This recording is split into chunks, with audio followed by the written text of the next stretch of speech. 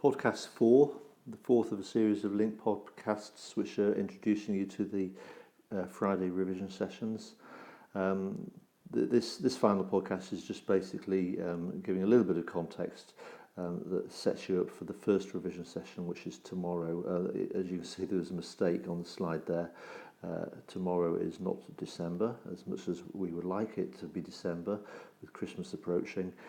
Tomorrow is the 9th of October, so I've corrected that mistake for you. Okay, so the revision session tomorrow will be on the birth of the Weimar Republic 1919 to 23. Just important, I think, when you arrive at the session, just be aware of what we mean by the Weimar Republic. So, timeline of Germany. The Weimar Republic started in 1919. That's when the Republic was born. As you know, hopefully you know, and the dates are obviously crucial, World War I was 1914 to 1918. And World War I ended with Germany's defeat. Now, Germany, until that point, was an empire. In other words, the leader of Germany was an emperor. The German word for emperor, Kaiser. And basically on the 9th of November 1918, the Kaiser abdicated. He stepped down from power. 2 days later, Germany surrendered. And Germany changed its system of government to a new system of government called a republic. And a republic is a system of government such as exists in America today, for example, where the head of state is a elected person as opposed to a monarch. A monarch, like the Kaiser or a king, a monarch is somebody whose position is inherited. They get it by birth through their family. So Germany changed from being an empire to being a republic. Now, we now know as historians that the republic, the German Republic that was created in 1919, didn't last very long. Of course, they didn't know that at the time, but it came to an end at the start of 1933 when Adolf Hitler took power. So the Republic lasted for 14 years, from 1919 to the end of 1932, basically. It's called the Weimar Republic because Weimar is a town in Germany, and Weimar was the town where the decision was made for Germany to be a republic, and where it was worked out how the republic would work, what we call a constitution. Normally those decisions would be made in the capital city. The capital city of Germany, of course, is Berlin.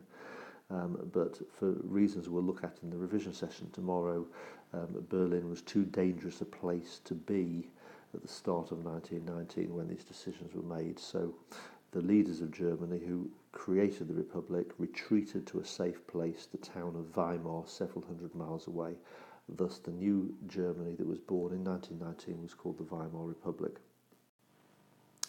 Now, it's important to think of Weimar Germany as three time periods. Firstly, you've got 1918 to 23, then you've got 1924 to 28, then you've got 1929 to 33. Just think of those as three time periods, and think of the middle time period from 1924 to 28 as a time when the Weimar Republic was doing well, when things were going well for Germany. The Republic was working, and therefore German people liked the Republic. The period before 1918 to 23 was a time of crisis, as was the period afterwards, 1929 to 33, which was also a time of crisis. The first period of crisis, 1918 to 23, the country pulled through it. It survived it. It therefore entered what we call the golden era, when things were going well. But the second crisis period, 29 to 33, the Republic did not survive. The outcome was the Republic came to an end and Hitler took power on the 30th of January 1933, and that date you've got to absolutely ingrain into your mind. The 30th of January 1933 was when the Weimar Republic effectively came to an end. And Hitler's Germany is often called the Third Reich, okay, the Third Reich, the Third German Empire. Okay, so there's our time period. The final 3 slides in this podcast basically break that down for you. So here we've got a timeline of the first time period, which was the period of crisis, 1918 to 23. And what I've done here is I've broken it into 2 columns. Okay, the first column looks at the events, so and it does it as a timeline.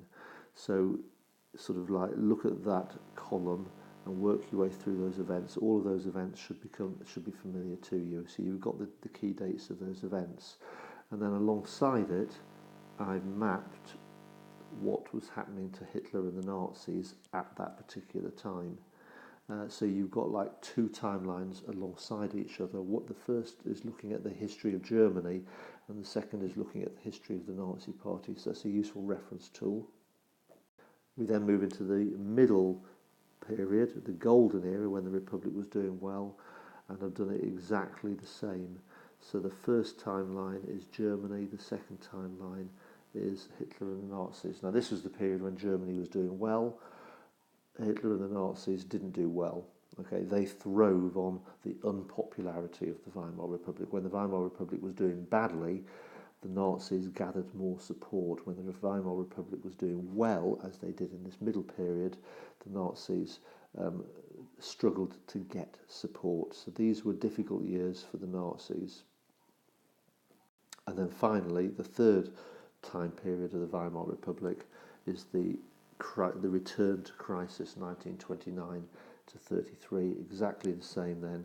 So the first timeline there is the national events, what was happening for Germany, and as you can see, a big focus there was the Wall Street crash, which happened in October 1929, which marked the beginning of the Great Depression, and then 4 years of crisis, culminating on the 30th of January, Hitler becoming Chancellor. And then the second column follows the same time period, but it looks at the history of the Nazi Party, the increased support, moving from 107 seats to ultimately 230 seats, slight dip, 196 seats, didn't make much difference. Hitler became Chancellor in January 1933. So there's our overall timeline. I will assume that you know that when I start the revision session tomorrow after school. So arrive promptly, please. Go to the school hall. You will need to sign in, take seats on the tiered seating. Just bring with you a pen and something to write on. Okay, I won't go through all of the paraphernalia of issuing out the paddle boards. Have a book or something to rest paper on. And we'll start promptly at 3:20 and we'll finish at 4:30. If for any reason, it has to be a good reason, you either arrive late or need to arrive early, that's absolutely fine. I'd rather you be there for part of the session rather than miss the whole session. But please make sure you come in absolutely quietly and leave absolutely quietly. So those students, you need to sit at the edge, the seats near the edge. But hopefully you will be able to attend the whole of the session. Okay, so that's the session. Tomorrow's session will be on the early years of the Weimar Republic, 1919 to 23. See you then. Thank you.